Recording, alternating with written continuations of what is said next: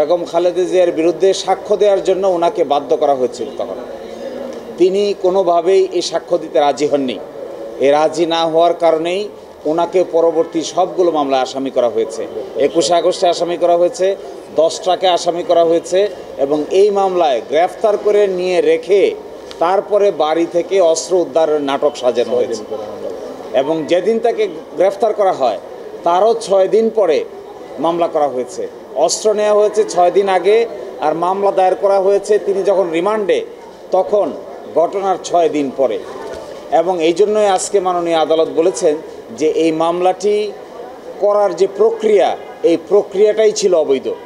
এই মামলা যে প্রক্রিয়া করা হয়েছে এটি একটি অবৈধ প্রক্রিয়ায় মামলা দায়ের করা হয়েছে। এই জন্য এই মামলার প্রক্রিয়াটাই অবৈধ ঘোষণা করেছেন।